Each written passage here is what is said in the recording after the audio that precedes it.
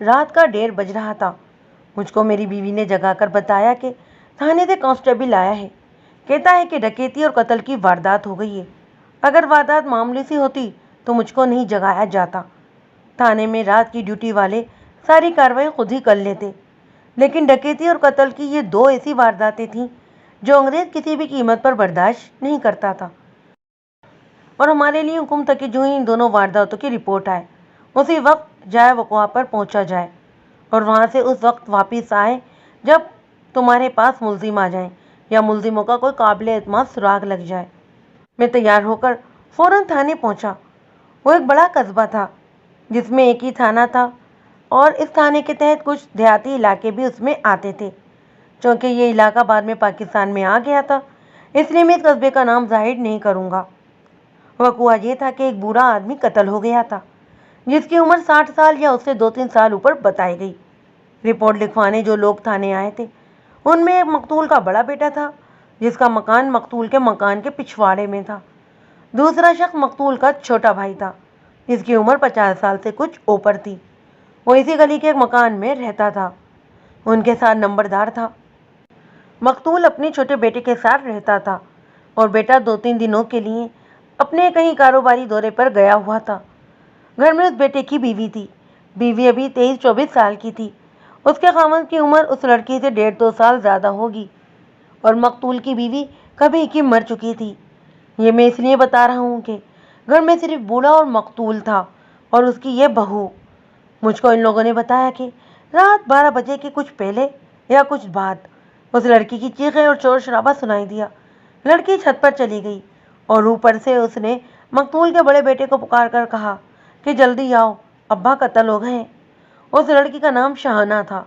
اس کی چیخ و پکار اتنی بلند تھی کہ محلے کے لوگ بھی جاگ اٹھے، اور مقتول کا چھوٹا بھائی بھی آ گیا۔ ان لوگوں نے پہلے تو شاہانہ کو شک سے دیکھا۔ شاہانہ کے کپڑے یعنی قمیض 2-3 جگہوں سے پھٹی ہوئی تھی، اور قمیض شلوار پر بہت سا خون بھی لگا ہوا تھا۔ گھر کے اندر منظر دیکھا کہ ایک برآمدے میں چارپائی کے قریب فرش پر مقتول کی لاش پڑی ہوئی تھی۔ کپڑے خون سے لال ہو گئے تھے اور فرش پر خون بہہ رہا تھا۔ شاہانہ نے ان لوگوں کو بتایا کہ وہ گہری نیند سوئی ہوئی تھی کہ اس کی آنکھ کھل گئی۔ 2 آدمی تھے۔ ایک آدمی نے اس پر مجرمانہ حملہ کرنے کی کوشش کی۔ شاہانہ اٹھ کر بیٹھ گئی اور ان دونوں سے اپنے آپ کو بچانے لگی۔ اس کے ساتھ ہی اس نے اپنے سسر کو بھی آواز دی۔ یہ دونوں اس کو چارپائی پر لیٹانے اور اسے دست درازی کرنے کی کوشش کر رہے تھے۔ سسر یعنی مقتول جاگ اٹھا اور دوڑتا ہوا آیا۔ وہ صحن کے دوسری طرف والے برآمدے میں سویا ہوا تھا۔ وہ جب آیا تو ان دونوں نے اس پر حملہ کر دیا۔ شاہانہ نے بتی جلا دی۔ حملہ آوروں نے مقتول کو چاقو دے مارا۔ وہ گر پڑا۔ شاہانہ نے بہت زیادہ شور مچایا تو وہ دونوں بھاگ گئے۔ میں وہاں گیا تو گلی میں لوگوں کا ہجوم اکٹھا ہو چکا تھا۔ کسی عقل مند آدمی نے یہ عقل مندی کی کہ لوگوں میں سے کسی کو اندر نہیں جانے دیا۔ میں اندر گیا۔ یہ کشادہ گلی تھی۔ صحن کے برآمدے کے پیچھے کمرے تھے۔ ان برآمدوں کے اور صحن کے بلب جل رہے تھے۔ مقتول کی لاش برآمدے کے قریب چارپائی پر پڑی ہوئی تھی۔ چارپائی کے پاس ایک جوان لڑکی کھڑی تھی جس کی قمیض 2-3 جگہ سے پھٹی ہوئی تھی اور خون سے بھی رنگی ہوئی تھی۔ وہ شاہانہ تھی۔ وہ کھڑی رو رہی تھی۔ اس کے چہرے پر دہشت صاف نظر آ رہی تھی۔ وہ خاص طور پر کوئی بہت زیادہ خوبصورت لڑکی نہیں تھی، لیکن وہ بری صورت والی بھی نہیں تھی۔ چہرے پر نوجوانی کے تاثرات بھی تھے اور قد کاٹ بھی ٹھیک ٹھاک تھا۔ میں نے چارپائی کو دیکھا۔ اس پر بستر بچھا ہوا تھا۔ بستر کی چادر جس طرح اکٹھی ہو گئی تھی، اس کی جو سلوٹیں تھیں ان سے پتہ لگتا تھا کہ اس پر دھکم پھیل ہوئی ہے۔ بستر پر ٹوٹی ہوئی کانچ کی چوڑیوں کے ٹکڑے بھی بکھرے ہوئے تھے۔ میں نے لڑکی کے دونوں بازو دیکھے۔ یہ چوڑیاں اسی کی تھیں جو اسی دھکا مشین میں ٹوٹی تھیں۔ اس کے بازو کی کلائی سے خون بھی نکل رہا تھا۔ کوئی ٹوٹی ہوئی چوڑی اس کی کلائی میں چبھ بھی گئی تھی۔ میں نے سب سے پہلے اس لڑکی کا بیان لینا ہی بہتر سمجھا، لیکن اطمینان سے بیٹھ کر۔ سب سے پہلے تو 2 چیزیں مجھے کو دیکھنی تھیں۔ لاش کو الٹ پلٹ کر دیکھا۔ اس کو سینے اور پیٹ میں چاقو لگے تھے۔ لاش کو اچھی طرح دیکھ کر ہیڈ کانسٹیبل کو جو میرے ساتھ جائے وقوع پر گیا تھا کہا کہ وہ لاش پوسٹ مارٹم کے لیے لے جائے۔ پھر میں شاہانہ کی طرف متوجہ ہوا اور اس سے بولا، کیا تم بتا سکتی ہو کہ یہ دونوں آدمی کدھر سے مکان میں داخل ہوئے تھے؟ نہیں، شاہانہ نے لرزتی ہوئی اور کانپتی آواز میں جواب دیا۔ میں نے اس وقت دیکھا جب ان لوگوں نے مجھ کو پکڑ لیا تھا۔ میں صرف یہ بتا سکتی ہوں کہ وہ ڈیوٹی کے راستے باہر نکلے تھے۔ وہ ٹھیک کہتی تھی، اگر وہ ان کو اندر آتا دیکھ لیتی تو اسی وقت شور مچا دیتی۔ یہ میں نے دیکھنا تھا کہ مکان کے اندر آنے کا راستہ کون سا ہو سکتا ہے۔ ایک بات بتاؤ، میں نے شاہانہ سے پوچھا، کیا باہر والا دروازہ اندر سے بند تھا اور اس کی زنجیر چڑھی ہوئی تھی؟ جی ہاں، اس نے جواب دیا۔ یہ مجھ کو یقین ہے کہ دروازہ اندر سے پکا بند تھا۔ مقتول یعنی کہ سسر رات کو دروازہ بند کیا کرتے تھے۔ رات پھر سونے سے پہلے میں بھی دیکھ لیا کرتی تھی کہ دروازہ اندر سے پکا طور پر بند تو ہے۔ میں نے ذہن میں کھڑے ہو کر مکان کو اچھی طریقے سے دیکھا۔ گلی کی طرف ایک ڈیوری تھی، کوئی ایسی دیوار نہیں تھی کہ جس پر کوئی باہر سے چڑھ کر اندر آ سکتا۔ دائیں بائیں پچھواڑے میں بھی مکان تھے، سیڑھیوں کا دروازہ تھا ہی نہیں۔ میں اوپر چلا گیا، میرے ہاتھ میں لمبی سی ٹارچ تھی۔ اوپر جا کر ہر طرف دیکھا، پھر اس چھت پر گیا جو گلی کی طرف تھی۔ وہاں دیوار کے بالکل قریب بجلی کا کھمبا تھا۔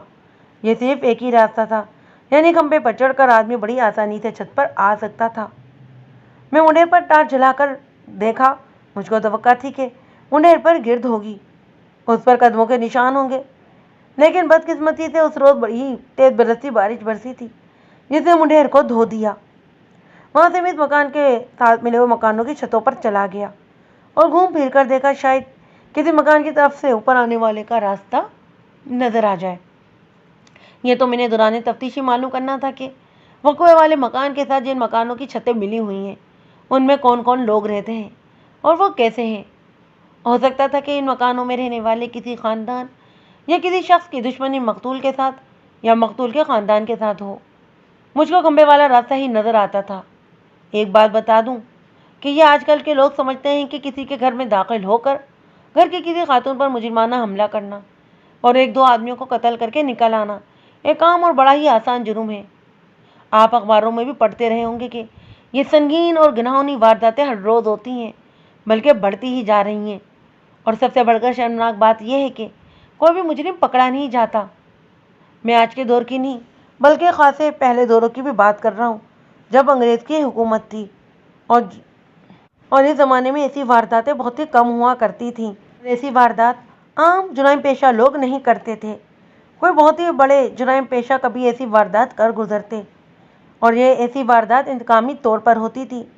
یہ واردات بھی مجھ کو انتقامی ہی نظر آ رہی تھی، اور مقتول عین وقت پر اپنی بہو کو بچانے کے لیے نہیں پہنچتا تو یہ دونوں ملزم اس بوڑھے آدمی کو ویسے ہی مار پیٹ کر بے ہوش کر دیتے یا اس کو پرے پھینک کر بھاگ جاتے، لیکن انہوں نے اس کو چاقو کر کے قتل کیا۔ اس سے مجھ کو یہ شک ہوتا تھا کہ یہ واردات انتقامی طور پر کی گئی ہے۔ بہرحال یہی تو میں نے اب اپنی تفتیش کرنی تھی کہ واردات کی بیک گراؤنڈ ہے کیا۔ میں چھت سے نیچے آیا۔ سب سے پہلے تو میں نے شاہانہ کا بیان لینا تھا اور اسی محلے میں کہیں بیٹھنا تھا۔ میں باہر نکلتے ہوئے ڈیوری کا باہر والا دروازہ دیکھا، اس کی زنجیر کو اچھی طرح چیک کیا، اوپر چڑھایا اور پھر دیکھا۔ میں اس نتیجے پر پہنچا کہ زنجیر چڑھی ہوئی ہو تو باہر سے کسی طریقے سے کھولی تو نہیں جا سکتی۔ میں نے نمبردار کو کہا کہ کہیں میرے بیٹے کا بندوبست کر دے۔ میں وقوع والے گھر کی بیٹھک میں ہی ڈیرے ڈال سکتا تھا، لیکن مجھ کو پتا تھا کہ لاش جو پوسٹ مارٹم کے لیے چلی گئی ہے واپس آئے گی تو اس گھر میں ماتم شروع ہو جائے گا۔ ایسے معاملے میں تفتیش ٹھیک طرح نہیں کی جا سکتی۔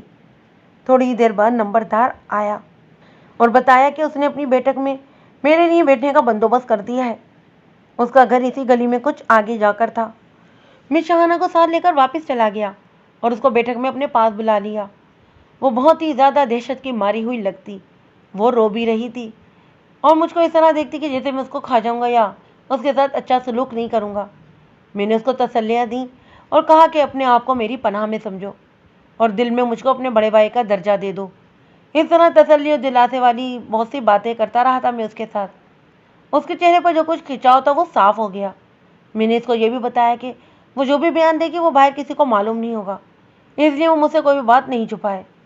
پہلے تو اس نے وہی باتیں کی جو مجھ تک پہنچ چکی تھیں، مثلاً یہ کہ اس کا خاوند کاروبار کے سلسلے میں کچھ دنوں کے لیے باہر گیا ہوا ہے، اور پھر یہ کہ سامنے والے برآمدے میں اس کا سسر سویا ہوا تھا اور وہ اس برآمدے میں سوئی ہوئی تھی۔ اس سے آگے اس نے جو بیان دیا وہ میں اپنی ہی زبان میں سناؤں گا، یہ اس لیے کہ اس کی زبان سے سنایا تو بات خاصی لمبی ہو جائے گی۔ اس نے بیان دیا کہ وہ گہری نیند میں سوئی ہوئی تھی کہ اچانک اس کی آنکھ کھلی۔ یہ دیکھ کر اس کا دل خوف سے ڈوب گیا کہ ایک آدمی اس کی ٹانگوں پر بیٹھ گیا تھا، اس کے ساتھ دست درازی کرنے کی کوشش کر رہا تھا۔ چاندنی رات تھی، چاند کی روشنی برآمدے میں نہیں آتی تھی، لیکن صحن میں چاندنی پڑنے سے آدمی صاف طور پر پہچانا جاتا۔ شاہانہ نے دیکھا کہ اس آدمی نے جو چارپائی پر چڑھ آیا تھا اپنی ناک کے اوپر تک رومال باندھا ہوا تھا۔ شاہانہ پہلے تو ڈری، لیکن پھر اپنی عزت کا خیال آیا تو وہ یکلت دلیر ہو گئی اور اٹھ کر بیٹھ گئی۔ لیکن جو آدمی اس کی ٹانگوں پر بیٹھا ہوا تھا اس نے اس کو سینے پر دھکا مار کر پھر گرا دیا۔ شاہانہ پھر اٹھی اور اس کے ساتھ ہی اس نے اپنے سسر کو اس طرح پکارا، بابا، بابا جان۔ اس کے ساتھ ہی وہ اپنے آپ کو اس آدمی سے بھی چھڑوانے لگی۔ دوسرے آدمی نے شاہانہ کے منہ پر ہاتھ رکھا، لیکن شاہانہ نے اپنے سر کو بڑی زور سے جھٹکا دیا تو اس آدمی کا ہاتھ پھسل کر آگے چلا گیا۔ اس کا بازو شاہانہ کے منہ تک آ گیا۔ شاہانہ نے اس کا بازو پکڑ کر اپنے دانت اس میں گاڑ دیے۔ بازو کی یہ جگہ کونی کے قریب تھی جہاں بازو کا پٹھا ہوتا ہے۔ شاہانہ نے دانت اتنی زور سے گاڑے کہ اس آدمی کی ہلکی سی چیخ نکل گئی۔ اس آدمی نے شاہانہ کی قمیض 2-3 جگہ سے پکڑی، جس کی وجہ سے قمیض پھٹ گئی۔ شاہانہ کو معلوم نہیں ہوا کہ یہ کس طرح ہوا کہ جو آدمی اس کی ٹانگوں پر بیٹھ کر اس کے ساتھ دراز کرنے کی کوشش کر رہا تھا وہ ٹانگوں سے ذرا ہٹ گیا۔ شاہانہ کی ایک ٹانگ آزاد ہوئی تو اس نے بڑی ہی تیزی سے یہ ٹانگ اکٹھی کر کے پاؤں اس آدمی کے پیٹ میں اتنی زور سے مارا کہ وہ آدمی چارپائی سے نیچے فرش پر جا پڑا۔ یہ قدرت کا نظام ہے کہ خطرے میں انسان کی ڈھکی چھپی ہوئی طاقتیں بھی بیدار ہو جایا کرتی ہیں۔ اس دھکم پہل میں شاہانہ کی کئی چوڑیاں ٹوٹیں اور اس کے کپڑے بھی 3-4 جگہوں سے پھٹے تھے۔ اتنے میں شاہانہ کو اپنے سسر کی آواز سنائی دی، کون ہے یہ؟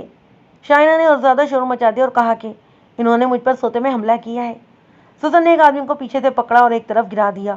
اس موقع پر شاہانہ آزاد ہو گئی اور اچھل کر چارپائی سے اتری۔ اس نے پہلا کام یہ کیا کہ برآمدے کا سوئچ آن کر کے بتی جلائی۔ تب اس کو نظر آیا کہ دونوں آدمیوں کے چہروں پر رومال بندھے ہوئے تھے۔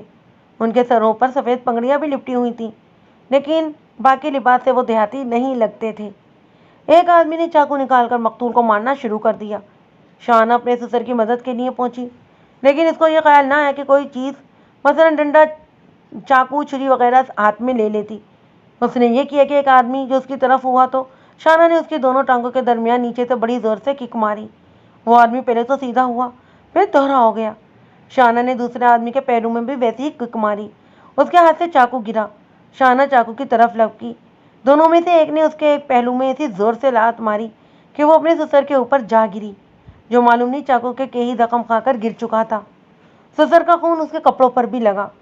شاہانہ کو امید تھی کہ اب اس کے جسم میں بھی چاقو اتریں گے۔ وہ بہت پھرتی سے اٹھی، لیکن اس نے دیکھا کہ وہ دونوں آدمی بھاگ کھڑے ہوئے۔ وہ چاقو کو بھی ساتھ ہی لے گئے۔ شاہانہ ان کے پیچھے دوڑنے لگی، لیکن اپنے سسر کے بہتے ہوئے خون پر پاؤں پڑا تو وہ پھسل کر گر پڑی۔ پھر وہ اٹھی اور ڈیوری کے باہر والے دروازے تک گئی، مگر دونوں مجرم جا چکے تھے۔ واپس آ کر اس نے صحن سے چیخنا چلانا شروع کیا اور چھت پر ہی چیختی چلاتی ہوئی چلی گئی۔ اس کے پکار پر لوگ آ گئے۔ اس وقت تک اس کا سسر مر چکا تھا۔ یہ اس لڑکی کا بیان تھا جس کی کوئی گارنٹی نہیں تھی کہ اس میں کتنا سچ اور کتنا جھوٹ ہے، یا کہ یہ بالکل سچا بیان ہے یا پھر بالکل ہی جھوٹ کا پلندہ۔ ایسے کیس کئی میرے سامنے آ چکے تھے کہ کوئی عورت اپنے آشنا کے ساتھ پکڑی گئی تو اس نے شور مچا دیا کہ یہ اس پر زبردستی کر رہا ہے۔ اس واردات میں بھی جس کی میں آپ کو یہ تفتیش سنا رہا ہوں، یہ بھی ہو سکتا تھا کہ آدمی 2 نہیں بلکہ 1 تھا، اور وہ اس لڑکی کے پاس آیا تھا اور اس کا خاوند گھر سے باہر تھا۔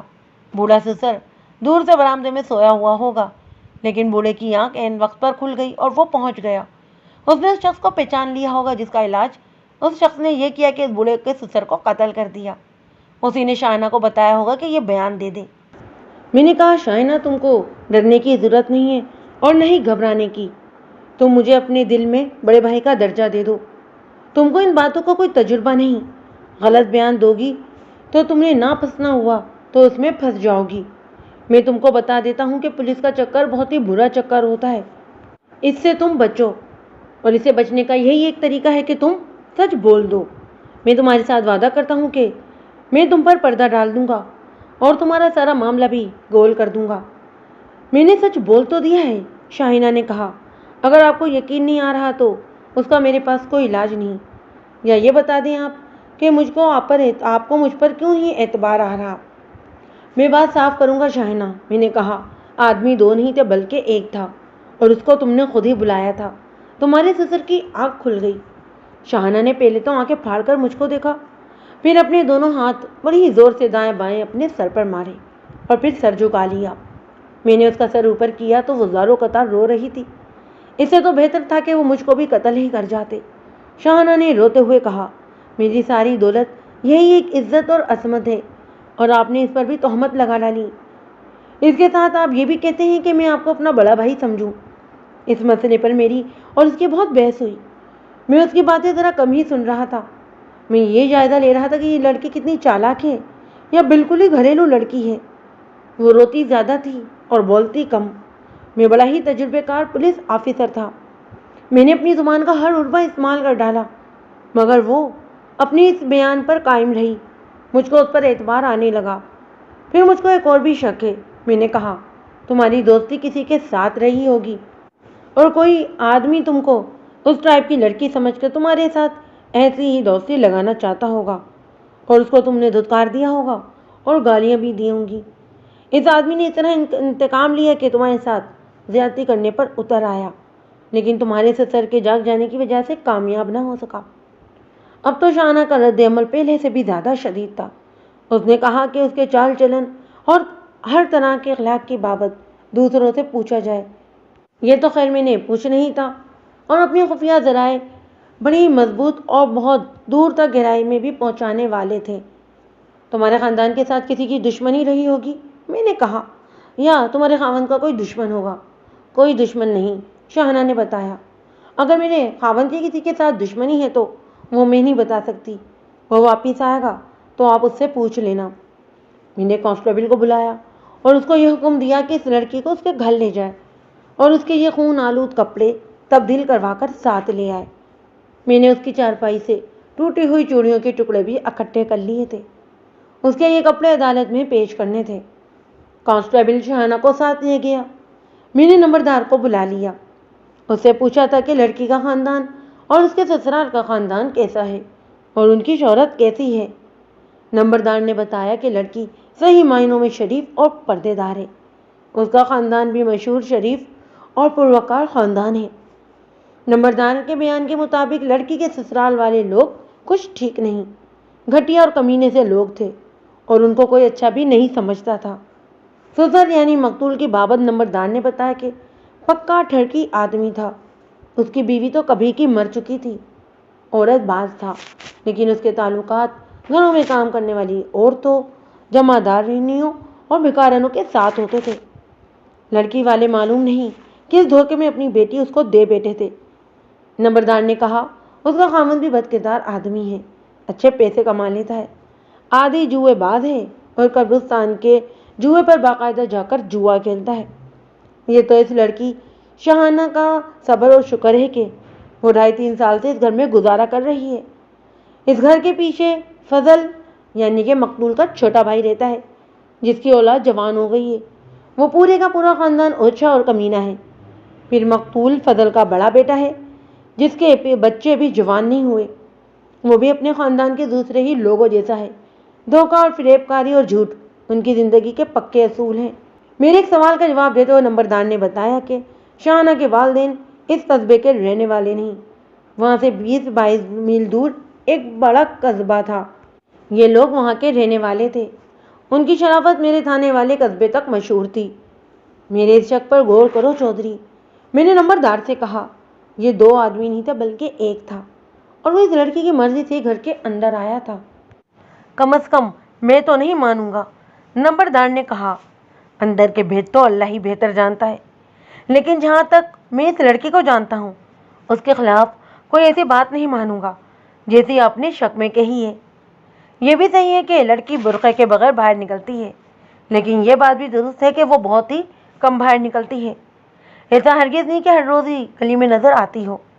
پھر یہ بتاؤ چودھری، میں نے کہا، مجھ کو یہ واردات انتقامی لگتی ہے۔ تم اس گھر کے اندر کے حالات بھی جانتے ہو، تو پھر تم کو باہر کی باتیں بھی جانتے ہوں گے۔ مقتول گھٹیا درجے کا عورت باز تھا۔ شاہانہ کا خاوند جوئے باز اور بد کردار ہے۔ ایسے اشخاص کی دشمنی کسی نہ کسی کے ساتھ ضرور ہوتی ہے۔ کیا تم بتا سکتے ہو یا پھر معلوم کر سکتے ہو کہ ان کی دشمنی کس کے ساتھ تھی؟ یہ میں معلوم کر کے بتا سکتا ہوں، نمبردار نے کہا۔ شاہانہ کے خاوند کی دشمنی کسی نہ کسی کے ساتھ ضرور رہی ہوگی، یا اس نے اپنی عادت اور فطرت کے مطابق کسی کے ساتھ پنگا لیا ہوگا اور کاروبار میں کسی کی رقم ہضم کر گیا ہوگا۔ یہ تو میں نے خود نے بھی معلوم کرنا ہی تھا۔ نمبردار کی رائے لینا میرے لیے ضروری تھا کہ اس نے مجھ کو بڑی پکی بنیاد دے دی تھی، اور وہ یہ تھی کہ مقتول کا پورا خاندان گھٹیا اور پست ذہنیت رکھنے والا تھا، اور ان لوگوں کو کوئی بھی اچھا نہیں سمجھتا تھا۔ نمبردار کی رپورٹ پر میں نے یہ بھی ذہن میں رکھ لیا کہ شاہانہ شریف لڑکی ہے، جس کے چال چلن پر شبہ نہیں کیا جا سکتا، اور اس کا خاندان بڑا ہی پروقار اور شریف تھا۔ نمبردار کے بعد میں نے اس محلے کے 2 معزز افراد کو باری باری بلایا، ان سے بھی یہی باتیں پوچھی جو نمبردار سے پوچھی تھیں۔ یہ دونوں معزز میرے پاس تھانے میں آتے رہتے تھے، اور مخبری اور چغل خوری ان کی ہابی تھی۔ میں بات کو لمبا نہیں کروں گا، ان دونوں سے جو کچھ مجھ کو حاصل ہوا وہ میں آپ کو مختصر طور پر بتا دیتا ہوں۔ دونوں نے نمبردار کی طرح لڑکی اور لڑکی کے خاندان کو مکمل طور پر شریف اور نیک کہا، اور مقتول اور اس کے خاندان کے لیے وہی الفاظ استعمال کیے جو نمبردار کر چکا تھا، یعنی گھٹیا، اوشے اور ذلیل وغیرہ وغیرہ۔ دونوں نے اس خیال کا اظہار بھی کیا کہ یہ انتقامی واردات ہے، اور اس میں ایک بے گناہ لڑکی بدنام ہو گئی ہے۔ اس بیچاری کو اب تھانے کے چکر لگانا پڑیں گے، اور پھر یہ عدالتوں میں گھسیٹی جائے گی۔ انہوں نے کہا کہ مقتول اگر مارا گیا ہے تو ٹھیک ہی مارا گیا ہے۔ ان میں سے ایک نے یہ بھی کہا کہ ایک نہ ایک دن اس خاندان کے ساتھ کسی نے تنگ آ کر یہی سلوک کرنا تھا۔ دوسرے معزز آدمی نے شاہانہ کے خاوند کی بابت کہا کہ جناب، یہ شخص جواریہ ہے، شرابی ہے، چرسی ہے اور طویل باز بھی ہے۔ اس معزز آدمی نے اس قصبے سے 25-26 میل دور ایک شہر کا نام لیا۔ حامد وہاں ایک بازاری کے پاس جاتا تھا۔ اپنے یہ کرتوت کسی سے چھپاتا نہیں، بلکہ بڑے فخر کے ساتھ ذکر کرتا ہے۔ ان معززین سے مجھے یہ بھی رائے ملی کہ حامد نے کسی عورت پر دست درازی کی ہوگی، اور اس عورت نے اپنے گھر جا کر بتایا ہوگا، اور اس گھر کے آدمیوں نے انتقام لے لیا۔ وہ دراصل اپنی عورت کی بے عزتی کے بدلے میں حامد کی بیوی کو بے آبرو کرنے آئے تھے، لیکن حامد کا باپ درمیان میں آ گیا اور مارا گیا۔ اس کے بعد میں نے مقتول کے چھوٹے بھائی کو بلایا، جس کی عمر 50 سال سے اوپر تھی۔ اسے میں نے پوچھا کہ سوچ کر بتایا کہ مقتول کی یا مقتول کے بیٹے حامد کی کسی کے ساتھ دشمنی ہوگی۔ میں سے یہ سوال تھانے میں بھی پوچھ چکا تھا جب وہ رپورٹ لکھوانے آیا تھا۔ اس وقت اس نے اتنا ہی کہا تھا کہ کسی کے ساتھ کوئی دشمنی نہیں، لیکن اب میں نے یہی سوال پوچھا تو اس نے کچھ اور ہی انداز سے جواب دیا۔ توبہ کرو جی، اس نے بڑے ہی تکبر سے کہا، ہمارے ساتھ کسی نے دشمنی مول لے کر اپنا بیڑا غرق کروانا ہے کیا؟ ابھی تو تمہارے خاندان کا بیڑا غرق ہو رہا ہے۔ میں نے تنزیہ لہجے میں کہا، تمہارا بڑا بھائی قتل ہو گیا ہے، اور اس بھائی کی بہو بدنام ہو رہی ہے۔ اب دیکھنا کہ لوگ اس کی بابت کیا کیا باتیں مشہور کریں گے۔ میں جو پوچھ رہا ہوں وہ بتاؤ، ڈینگے مت مارو۔ وہ دبک گیا، اور اس نے اتنا ہی کہا کہ کسی کے ساتھ کوئی دشمنی نہیں تھی۔ اب ایک اور بات بھی بتاؤ، میں نے پوچھا، شاہانہ کے چال چلن کی بابت کیا خیال ہے؟ بہت ہی اچھا خیال ہے جناب، اس نے جواب دیا۔ شاہانہ کے چال چلن کی بابت آپ اس کے کسی دشمن سے بھی پوچھیں گے تو وہ اس کی تعریف کرے گا۔ میں نے اس شخص کو بہت گریدا اور اپنا تفتیش کا تجربہ پوری طرح استعمال کیا، لیکن اس سے مجھ کو کچھ بھی حاصل نہیں ہوا۔ اس کے بعد میں نے مقتول کے بڑے بیٹے کو بلایا، اس سے بھی اسی طرح تفتیش کی، لیکن وہ بھی مجھ کو کوئی بھی ایسی بات نہ بتا سکا جس سے مجھ کو تفتیش میں مدد ملتی۔ اس نے اپنے چھوٹے بھائی حامد کے چال چلن اور اخلاق کے بارے میں بڑی ہی اچھی باتیں کی، جیسا کہ حامد پکا مومن، زاہد اور پارسا ہو۔ میں نے تفتیش میں ان لوگوں پر بھروسہ ہی نہیں کرنا تھا۔ یہ تو میں نے دیکھ ہی لیا تھا کہ مقتول کا چھوٹا بھائی اور بڑا بیٹا کس ٹائپ کے آدمی ہیں۔ یہ مجھ کو جھوٹے اور مکار نظر آتے۔ میں نے بہتر سمجھا کہ اب تھانے چل کر تفتیش جاری رکھی جائے، اور جن کو مجھ کو فوری طور پر ضرورت ہے ان کو ساتھ لے لیا جائے۔ تھانہ قصبے میں ہی تھا اور اس جگہ سے دور بھی نہیں تھا۔ رات گزر گئی۔ نمبردار نے مجھ کو اور میرے عملے کو بڑا ہی پرتکلف ناشتہ کروایا تھا، اور اب دن کے 11 بج چکے تھے۔ میں نے ان افراد کو اکٹھا کیا جن کو تھانے لے جانا تھا۔ اتنے میں پوسٹ مارٹم رپورٹ آ گئی اور اس کے پیچھے مقتول کی لاش بھی آ گئی۔ پوسٹ مارٹم میں 6 زخم لکھے گئے، 4 سینے میں اور 2 معدے کے مقام پر تھے۔ یہ زخم تیز دھار آلے کے تھے، جو چاقو بھی ہو سکتا تھا اور چھری بھی۔ میں نے باقی کی کارروائی تھانے جا کر کی، جو اس طرح تھی کہ اپنے ASI کو یہ کام سونپا کہ وہ اس واردات کے پیش نظر شہر کے جرائم پیشہ افراد اور مشتبہوں کو اکٹھا کرے اور ان سے بھی تفتیش کرے۔ ASI جانتا تھا کہ عادی مجرموں اور مشتبہوں کے ساتھ کس طرح کا سلوک کیا جاتا ہے اور ان سے تفتیش بھی کس طرح کی جاتی ہے۔ میں نے اس کو بتایا کہ واردات کے ایک ملزم دائیں بازو پر دانتوں کے گہرے نشان ہوں گے۔ اس کو بازو کی وہ جگہ بھی بتائی جہاں ان نشانات کا ہونا ممکن تھا۔ یہ جگہ کوہنی کے قریب تھی۔ اپنے ایک سینئر اور تجربے کار ہیڈ کانسٹیبل کو یہ کام دیا کہ وہ مخبروں کو اکٹھا کرے یا ان کے پاس جائے اور ان کو کہے کہ بہت جلدی مجھ تک اپنی رپورٹیں پہنچائیں۔ ہیڈ کانسٹیبل کو میں نے یہ بھی کہا کہ آرٹ کی منڈی سے یہ معلوم کرنا ہے کہ حامد کا کسی سے لین دین پر جھگڑا ہوا ہے یا نہیں، اور پھر اس نے کسی کی رقم تو نہیں ہضم کر لی۔ یہ پولیس کی ایک خفیہ منشری ہوتی ہے، یا اس کو آپ ایک زمینی رو کا نظام کے لیں جو کسی بھی واردات کے فوراً بعد اپنے آپ حرکت میں آ جاتا ہے، اور تھانے دار کو وہ باتیں بھی معلوم ہو جاتی ہیں جو عام لوگوں کو معلوم نہیں ہو سکتی۔ میں اس نظام کی بابت کوئی زیادہ بات نہیں کروں گا، صرف یہ بتانا ضروری سمجھتا ہوں کہ بعض مخبر اپنے کارگزاری سے تھانے داروں کو حیران بھی کر دیا کرتے ہیں۔ میں تھانے میں تفتیش اور دیگر کارروائیوں میں مصروف ہو گیا، لیکن میں آدھی رات کا جاگا ہوا تھا اور مسلسل محنت اور دماغ سوزی کر رہا تھا۔ مجھ کو تھوڑے سے وقت کے لیے آرام کی سخت ضرورت تھی۔ میں اپنے دماغ کو تازہ کرنا چاہتا تھا۔ گھر جانا مناسب نہیں تھا، اس لیے میں پارک میں چلا گیا اور ایک کانسٹیبل کی چارپائی پر لیٹا، اور لیٹتے ہی آنکھ لگ گئی۔ میں 2 گھنٹوں سے کوئی زیادہ وقت سویا۔ آنکھ کھلی تو دماغ میں تازگی آ گئی۔ میں فوراً اٹھا اور اپنے دفتر والے کمرے میں جا پہنچا۔ 2 ویسے ہی معزز افراد آئے ہوئے بیٹھے تھے جن کا میں نے پہلے ذکر کیا ہے۔ میں نے دونوں کو اکٹھے ہی بٹھا لیا اور انہوں نے اس واردات اور مقتول کے خاندان کی باتیں شروع کر دیں۔ میں ان سے سوال بھی پوچھتا رہا اور وہ چھوٹی چھوٹی تفصیلات بھی بتاتے رہے۔ میں مناسب نہیں سمجھتا کہ ہر فرد و بشی نے مجھ کو جو باتیں بتائیں وہ الگ الگ لکھوں، اس سے کہانی لمبی ہو جائے گی، اور میں دراصل آپ کو وہ واقعہ سنانا چاہتا ہوں جو آپ کو چونکا دے گا۔ ان 2 مؤذن نے میرا خاصا وقت لے لیا، اور ان کی باتیں تو ویسی ہی تھیں جو میں پہلے ہی سن چکا تھا، لیکن 2 باتیں میرے لیے بالکل نہیں تھیں۔ اس کے بعد مخبر بھی آنے لگے، اور کچھ باتیں مجھ کو یہاں کے پرانے کانسٹیبلوں نے بھی بتائیں، اور ایسی ہی باتیں اور رپورٹیں سنتے میرا سارا دن گزر گیا۔ میں نے پہلے ذکر نہیں کیا، اب بتاتا ہوں کہ میں نے جوئے کے اڈے سے 2 ملنگوں کو بھی بلایا تھا جو وہیں پر رہتے تھے اور وہاں جوا کھیلتے تھے۔ وہاں پیشہ ور جواری اور بدماش اکٹھے ہوا کرتے تھے۔ یہ ملنگ ان کی ذاتی زندگی کی باتوں سے پوری طرح واقف ہوتے تھے، اور یہ سلسلہ آج بھی چلتا رہا ہے۔ ان دونوں ملنگوں سے مجھ کو حامد کے بارے میں 1-2 بڑی کام کی باتیں معلوم ہوئیں۔ سورج غروب ہونے والا تھا جب مجھ کو بتایا گیا کہ مقتول کا بیٹا حامد، جو شانہ کا خاوند ہے، وہ آیا ہے۔ یہ میں بتا چکا ہوں کہ وہ اپنے کاروبار کی بابت باہر گیا ہوا تھا۔ اس کو باپ کے قتل کی اطلاع مل گئی اور وہ گھر آ گیا۔ گھر سے ہو کر وہ تھانے آیا۔ میں نے اس کو اپنے پاس بلا کر بیٹھا لیا، رسمی طور پر افسوس اور ہمدردی کا اظہار کیا، اور اسے پوچھا کہ اس کی کسی کے ساتھ دشمنی ہے یا نہیں۔ اس نے بڑے ہی صاف لفظوں میں کہا کہ اس کی کسی کے ساتھ دشمنی نہیں۔ کیا ان 2 آدمیوں کا کوئی سراغ ملا یا نہیں؟ حامد نے رندی ہوئی آواز میں پوچھا۔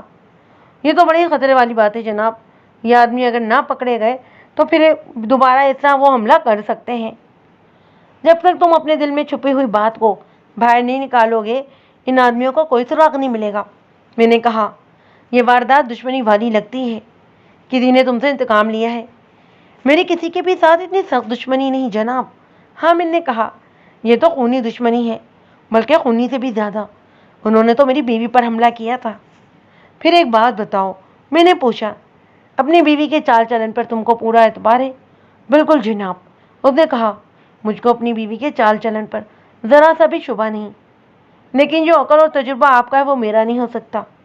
کیا کوئی ایسی بات سامنے آئی ہے جسے پتہ لگے کہ میری بیوی کا چال چلن مشکوک ہے؟ میں شک اور شبے کی بات کر رہا ہوں۔ میں نے کہا، تمہاری بیوی کی کسی کے ساتھ درپردہ دوستی رہی ہوگی، اس نے اس کو چھوڑ کر کسی اور کے ساتھ دوستی لگا لی ہوگی، یا یہ بھی ہو سکتا ہے کہ کسی نے اس کے ساتھ تعلقات پیدا کرنے کی کوشش کی ہو اور تمہاری بیوی نے اس کی بے عزتی کر کے اسے دھتکار دیا ہو، پھر یہ شخص اپنے کسی ساتھی کو لے آیا اور تمہاری بیوی پر مجرمانہ حملہ کیا۔ میں یہ ساری باتیں ویسے ہی کر رہا تھا، میرے دل میں تو کوئی اور ہی بات تھی۔ ایک ملنگ اور 2-3 مخبروں نے میرے کان میں بڑی کارآمد بات ڈال دی تھی۔ میں نے جب اس کی بیوی شائنہ پر شک ظاہر کیا تو حامد نے بڑے پرزور طریقے سے کہا کہ یہ بالکل غلط اور بے بنیاد شک ہے، میری بیوی میں اتنی جرت ہے ہی نہیں۔ اس نے کہا، اور وہ مجھ کو جانتی ہے، اگر وہ ایسی حرکت کرتی تو میں اس کو زندہ نہ چھوڑتا۔ ہاں حامد بھائی، میں نے کہا، تم ذرا سی بات پر اس کو مار پیٹ ڈالتے ہو، وہ کوئی شکایت زبان پر لائے تو تم اس کا منہ پر تھپڑ مارتے ہو، اس کو تم سے ڈرنا تو چاہیے ہی۔ اگر تم سمجھتے ہو کہ تمہاری بیوی ہر لحاظ سے ٹھیک ہے تو یہ کوئی تمہارے دشمن ہیں جنہوں نے تم پر وار کیا ہے۔ میرا کوئی دشمن نہیں، اس نے کہا، میں بڑے ہی اچھے اخلاق کا آدمی ہوں، اور اپنے والد صاحب کے اخلاق کی بابت کیا خیال ہے تمہارا؟ میں نے کہا، وہ تو جی آپ کسی سے بھی پوچھیں ہر کوئی ان کو قابل عزت اور قابل احترام ہی کہے گا۔ حامد نے کہا، وہ تو بڑے ہی نیک اور بزرگ تھے۔ ہاں حامد، میں نے کہا، وہ اپنی جمعدارنی، نوکرانی اور ان بیکارنوں کی نگاہوں میں بھی قابل احترام تھے جن کے ساتھ وہ حوث کاری کے واسطے جھک مارتے تھے۔ تم اپنے آپ کو بھی بڑے اچھے اخلاق کا آدمی کہہ رہے ہو، کیا تم نہیں جانتے کہ پولیس کا مخبری کا نظام تمہارے گھر کے انتظام اندر سے بھی راز لے کر آ جاتا ہے، اور میرے مخبر قبروں کے نیچے سے بھی راز لے کر آ جایا کرتے ہیں۔ اب میری بات کان کھول کر سن لو، تم نے جھوٹ بولا نا تو ہڈیاں توڑ دوں گا میں تمہاری۔ کیا رحیم نام کے ایک شخص کی بیوی تاجی کے ساتھ تمہارے ناجائز تعلقات نہیں؟ وہ چوک کر میری طرف دیکھنے لگا، اس کے چہرے پر گھبراہٹ آ گئی، وہ کچھ بھی نہ بولا۔ اتنا بھی نہ گھبراؤ حامد، میں نے اپنا غصہ قابو میں لا کر دوستانہ لہجے میں کہا، تمہارے جائز یا ناجائز تعلقات کسی کے بھی ساتھ ہوں، مجھ کو اس پر کوئی اعتراض نہیں، میں تو صرف یہ کہہ رہا ہوں کہ میرے ساتھ سچ بولو۔ تم نے جھوٹ بول بول کر اپنے باپ کو قتل کروا دیا ہے اور بیوی کو بے عزت کروایا ہے۔ میں تم کو بتاتا ہوں کہ یہ ہوا کیا ہے۔ تم نے رحیم کی بیوی کو اپنا دھاجتا بنایا ہوا ہے، جس کا اس کو بڑی دیر سے علم ہوا۔ اس نے اپنی بے عزتی کا بدلہ اس طرح لیا کہ 2 آدمی بھیج کر تمہاری بیوی کو اغوا کروانے کی اور گھر میں ہی بے آبرو کرنے کی کوشش کی۔ اچانک سے حامد ہنس پڑا، اس نے دایاں ہاتھ اپنے منہ کے آگے اس طرح گھمایا جس طرح منہ پر بیٹھی ہوئی مکھی اڑائی جاتی ہے۔ مجھ کو بالکل توقع نہیں تھی کہ وہ اس طرح ہنس پڑے گا۔ کس کی بات کرتے ہیں آپ بھی جناب؟ اس نے میری بات کو بیچ میں ہی کاٹ کر کہا، اگر رحیم میں اتنا ہی دم کم ہوتا تو اس کی بیوی کسی غیر مرد کے ساتھ تعلق قائم نہ کرتی۔ آپ کو ٹھیک بتایا گیا ہے کہ رحیم کی بیوی کے ساتھ میری دوستی ہے، لیکن مجھ کو یہ بھی یقین ہے کہ رحیم کو اس کا علم نہیں۔ اگر جناب کو رحیم پر شک ہے تو اس کو تھانے ضرور طلب کریں۔ کسی انسان کا کچھ پتہ نہیں ہوتا کہ وہ تنگ آ کر کیا کر گزرے، اور میں آپ کو یہ بھی بتا دیتا ہوں کہ رحیم اپنی بیوی کے ہاتھوں تنگ ہے، لیکن بیوی کے خلاف کچھ بھی نہیں کر سکتا، نہ اس میں جرت ہے کہ بیوی کے آگے کچھ بولے بھی۔ حامد اب ٹھیک ٹھیک باتیں کرنے پر آ گیا تھا۔ رحیم اور اس کی بیوی تاجی کی بابت بہت ساری باتیں ہوئیں۔ میرا خیال تو یہ تھا کہ حامد رحیم کے بارے میں اس خوش فہمی میں مبتلا ہے کہ رحیم اس کے خلاف کچھ نہیں کر سکتا۔ حامد کو میں نے بڑی اچھی طرح نچایا اور پرکھا تو میں اس نتیجے پر پہنچا کہ یہ بھی ڈینگے مارنے والا آدمی ہے۔ میں نے سوچ سوچ کر فیصلہ کیا کہ پہلے میں رحیم کی بیوی کو تھانے بلاؤں گا۔ حامد نے کچھ ایسی باتیں کی تھیں جو مجھ کو تفتیش کے پیش نظر حامد کی بیوی زیادہ اہم معلوم ہوئی۔ رات ہو گئی، میں نے مناسب نہ سمجھا کہ زک تاجی کو تھانے بلواؤں۔ حامد کو میں نے یہ کہہ کر گھر بھیج دیا کہ وہ کسی کے ساتھ بات نہ کرے کہ میری اور اس کی آپس میں کیا بات چیت ہوئی ہے۔ میں نے اپنے SI سے رپورٹ لینی تھی۔ اس نے میری ہدایت کے مطابق کچھ عادی مجرم اور کچھ مشتبہ وغیرہ بلائے تھے اور وہ ان کے ساتھ مصروف رہا تھا۔ میں نے اس کو کہا تھا کہ جس کے بازو پر دانت لگے ہیں اور زخم تازہ ہے وہ ہمارا ملزم ہے۔ SI کو بلا کر پوچھا تو اس نے کہا کہ کسی بھی ایک آدمی کے بازو پر دانتوں کے نشان نہیں۔ اس کے باوجود SI ان لوگوں کے پیچھے پڑا ہوا تھا کہ شاید کوئی سراغ مل جائے۔ اگلی صبح میں تھانے میں جا کر بیٹھا ہی تھا کہ ایک بڑا ہی معزز شخص میرے دفتر کے دروازے پر آ کر کھڑا ہوا اور ماتھے پر ہاتھ رکھ کر مجھے سلام کیا اور اندر آنے کی اجازت مانگی۔ मैंने उसका लिबास, चेहरा और दिल डोल को देखकर बड़े एहतराम से कहा कि वो अंदर आ जाए और बैठे। उसकी सलीके से तराशी हुई छोटी छोटी दाढ़ी उसके चेहरे पर बड़ी ही भली लग रही थी। मैंने अपने आप में कयास किया कि यह शख्स अगर कहीं मुलाजिम है तो किसी स्कूल का हेडमास्टर होगा, और अगर किसी सरकारी महकमे में है तो किसी आला ओहदे पर होगा। बहरहाल मेरा जी चाहता था कि इस शख्स का एहतराम किया जाए। मैंने इसे पूछा कि मैं इसकी क्या खिदमत कर सकता हूँ। उसने बताया कि वो शाहाना का बाप है। मेरा कयास बिल्कुल सही निकला। वो अपने कस्बे के इस्लामिया हाई स्कूल में सेकंड मास्टर था। मैं आपकी तफ्तीश में दखल अंदाजी नहीं करने आया, उसने बड़ी ही तहजीब और दब से बात करते हुए कहा। मैं सिर्फ अपनी ये तसल्ली करना चाहता हूँ कि मेरी बेटी पर कोई हुर्फ तो नहीं आएगा। इतना ही कहकर उसकी आंखों से आंसू बहने लगे। फिर आह लेकर उसने कहा, हम तो बड़े ही धोखे का शिकार हो गए। वो समझ में भी नहीं आता कि अब क्या करें। आप मेरे साथ बेतकल्लुफ़ी से बात करें। मैंने कहा, मुझसे जो कुछ भी हो सकेगा वो मैं करूँगा, बल्कि ये भी कोशिश करूँगा कि कायदे कानून से थोड़ा सा मुनर्रिफ होना पड़ा तो हो जाऊँ, पर आप बात करें। वो बात करते हुए झिझक रहा था। मैंने उसकी हौसला अफजाई की, लेकिन लोगों के दिलों में थानेदारों का और पुलिस का ऐसा रोब बैठा हुआ था कि वो खुलकर बात करने से भी डरते, और यही कैफियत इस शख्स पर तारी थी। उस ज़माने में उस्तादों की इज्जत और कदर इतनी ज़्यादा होती थी जितनी आज पीरों और दुर्वेशियों की भी नहीं होती। मेरे दिल में इसका बहैसियत उस्ताद एहतराम था। मैंने उससे कुछ बातें की, कुछ इसने की, और जब उसका हौसला हुआ तो वो असल बात कहने पर आ गया। मैंने अपनी बेटी इस घर में नहीं देनी थी। उसने कहा, मेरे मिलने वाले ऐसे दो आदमियों ने जिन पर मुझको एतमाद था, इन लोगों के लिए रिश्ता मांगा और कहा कि कारोबारी लोग हैं और खुशहाल भी, और बहुत ही शरीफ और बावकार ख़ानदान है। मैं अपनी बीवी के साथ यहाँ उनके घर आया। इन लोगों ने ऐसी ताज़ीम, अदब और एहतराम का मुजाहरा किया कि मैं इनसे मुतासिर हो गया। यूँ लगता था कि इन लोगों ने सर आंखों पर बिठा लिया है और बाकी उम्र इसी तरह मेरे ममनून और मशकूर रहेंगे। मकतूल और उसका भाई मेरे पास आए तो इस तरह पता चलता था कि इनमें एहसास कमतरी भी है और आजिज़ी और इनकसारी भी।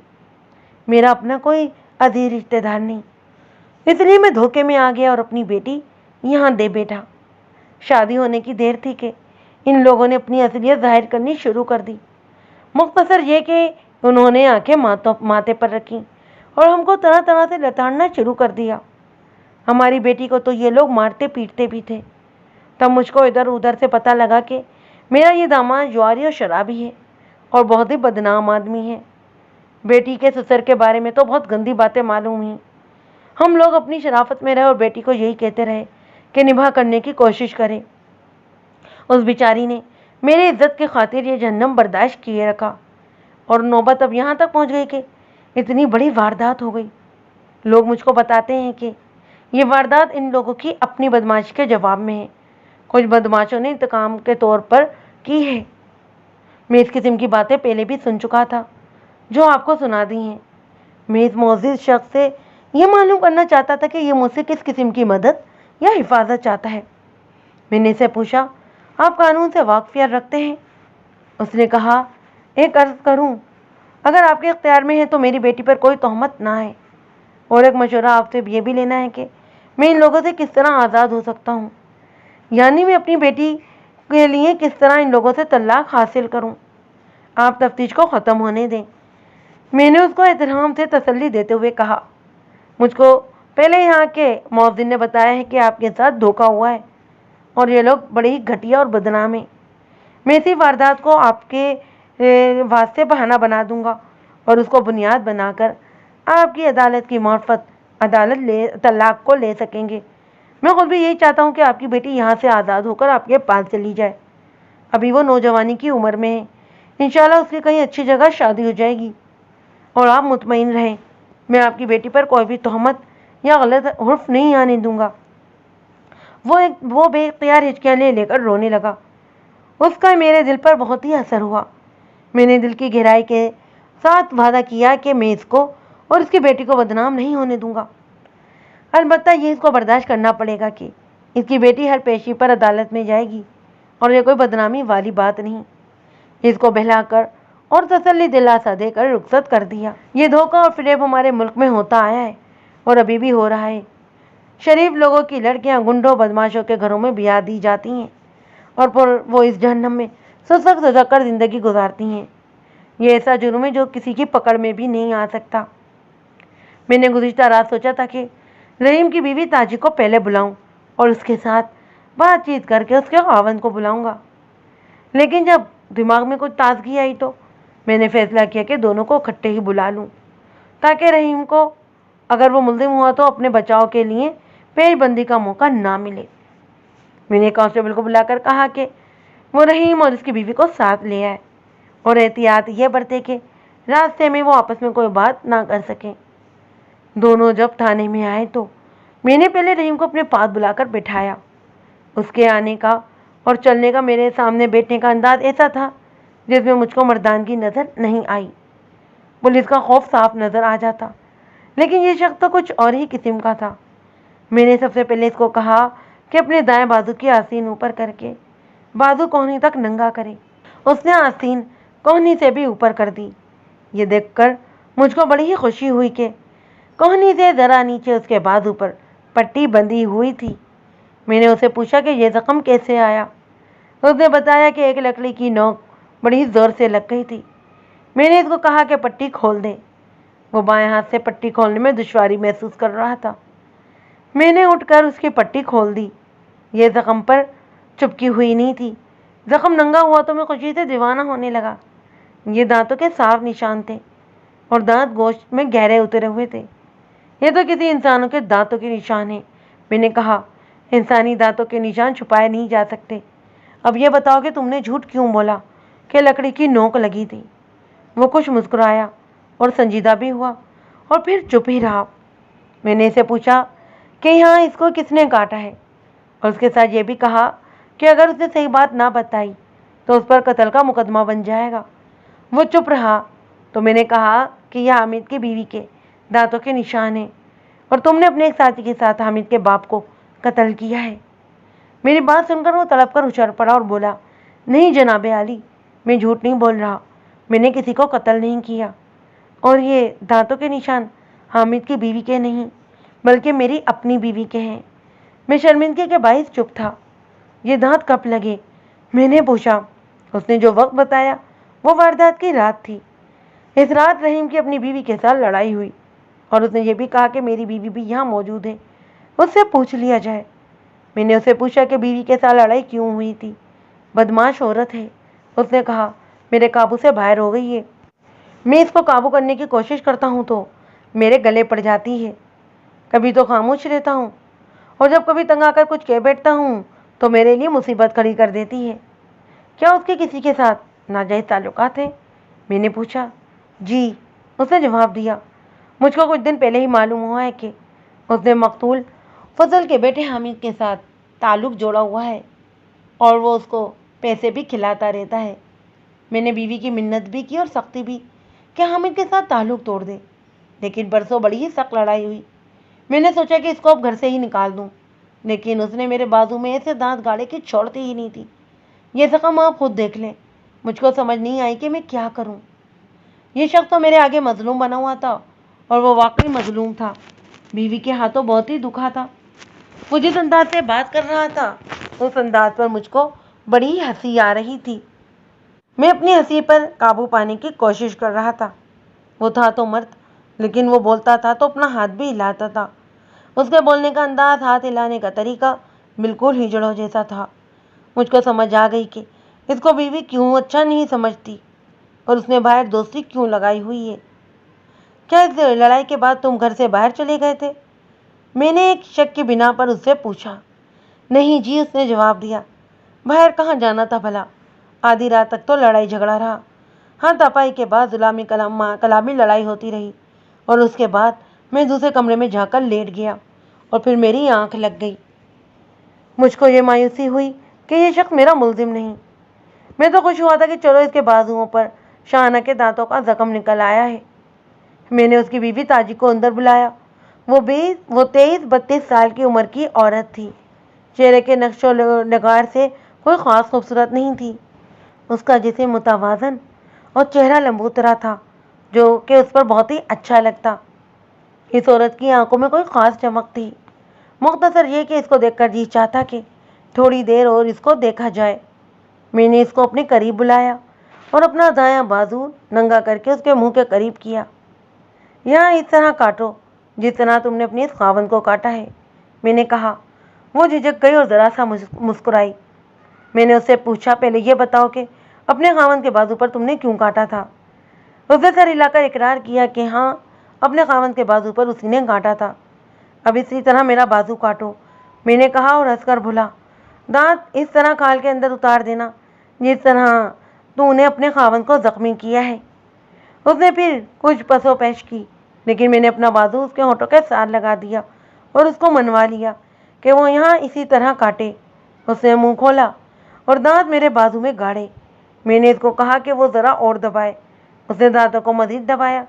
جب میں نے دیکھا کہ اس سے زیادہ دباؤ ڈالنے سے دانت خال میں اتر جائیں گے تو میں نے اس کو روک دیا۔ اس کے منہ سے بازو نکال کر میں نے بازو رحیم کے بازو کے ساتھ رکھا اور دونوں نشانات کا جائزہ لینے لگا۔ دونوں کے بازو پر جو نشانات لگے تھے ان کے نشانات کی لمبائی اور چوڑائی بالکل ایک جیسی تھی۔ میں یہ بھی بتا دیتا ہوں کہ میں کوئی ایکسپرٹ نہیں تھا۔ میں نے تو یہ دیکھا تھا کہ شائنہ کا منہ کم چوڑا تھا اور تاجی کا منہ اس کی نسبت کچھ زیادہ چوڑا تھا۔ یہ دانت شائنہ کے لگے ہوتے تو اس کے نشانات اس سے بالکل مختلف ہوتے۔ میں نے رحیم کو باہر بھیج دیا اور تاجی کو اپنے پاس بٹھا لیا۔ رحیم کی طرف سے میں بالکل مطمئن ہو گیا تھا، لیکن تاجی کو میں نے دیکھا تو مجھ کو محسوس ہوا کہ یہ عورت کچھ نہ کچھ میری ضرور مدد کرے گی۔ اس کا تعلق، بلکہ بڑا ہی گہرا تعلق حامد کے ساتھ تھا۔ مجھ کو امید تھی کہ اس کے پاس حامد کے کچھ راز بھی ہوں گے۔ ایسی سنگین باتوں کی تفتیش میں جس کا کوئی سراغ ہی نہ ملے، تفتیشی افسر کو تنکوں کے سہارے ڈھونڈنے پڑتے ہیں، ذرا ذرا سی بات پر دماغ سوزی کرنی پڑتی ہے۔ یہی حالت ہو رہی تھی اس وقت میں نے تاجی کے دل سے تھانے اور تھانے دار کا خوف نکال دیا، جس کا ذریعہ تھا کہ میں اس کے ساتھ دوستانہ انداز میں باتیں کرتا رہا اور کچھ اشارے ایسے بھی دیے جیسے وہ مجھ کو پسند آ گئی ہے اور میں اس کی دوستی کا خواہش مند ہوں۔ رحیم کے ساتھ لڑائیاں کیوں ہوتی ہیں؟ میں نے دوستانہ لہجے میں کہا۔ میں تم سے یہ بات تھانے دار کی حیثیت سے نہیں پوچھ رہا، ویسے ہی تمہارے ساتھ میری ہمدردی اور دلچسپی پیدا ہو گئی ہے، اس لیے پوچھ رہا ہوں۔ دیکھ تو لیا ہے آپ نے اس شخص کو، تاجی نے مسکراتے ہوئے کہا۔ آپ اس کو مرد سمجھتے ہیں؟ زنخواہ ہے، یہ تو عورتوں کی طرح باتیں کرتا ہے اور اس کی حرکتیں بھی عورتوں جیسی ہی ہیں۔ مرد میں تو ایسا روب ہونا چاہیے کہ عورت اپنے دل سے اس کی زیر ہو جائے اور اس کی قدر کرے۔ یہاں سے بات چلی تو میں نے یہ انداز اختیار کر لیا کہ اس کی ہر بات پر میں ہنس دیتا اور اس سے کچھ نہ کچھ پوچھ بھی لیتا۔ یہ انداز ایسا تھا کہ جیسے ہم آپس میں وقت گزارنے کے لیے گپ شپ لگا رہے ہوں۔ میرے رویے سے اس کی زبان ایسی رواں ہوئی کہ اس کے منہ میں جو بات آئی اس نے کہہ ڈالی۔ میں نے اس سے پوچھا کہ اس نے رحیم کو کیوں کاٹا تھا؟ اس رات تو اس نے حد ہی کر دی تھی، تاجی نے بڑے ہی ہلکے پھلکے موڈ میں کہا۔ مجھ کو کہتا تھا کہ حامد کو نہ ملا کرو۔ میں نے کہا کہ حامد کے ساتھ میری ناجائز دوستی تو نہیں، اس کو کسی نے بتا دیا تھا کہ میں اس کی غیر حاضری میں حامد کو ملتی ہوں۔ رحیم کو میرے جواب سے تسلی نہ ہوئی تو میں نے غصہ جھاڑ دیا۔ اس وقت یہ بھی غصے میں تھا۔ اس نے مجھ پر ایسا حملہ کیا کہ مجھ کو گرا کر میرے سینے پر چڑھ بیٹھا اور بولا کہ آج میں تمہارا گلا گھونٹ دوں گا۔ اس کا دایاں بازو میرے منہ کے قریب تھا۔ میں نے اسی بازو کو منہ میں لے لیا اور دانت اتنی زور سے دبائے کہ اس کے گوشت میں اتر گئے۔ اس نے عورتوں کی طرح چیخ ماری، تب میں نے اس کے بازو کو چھوڑا۔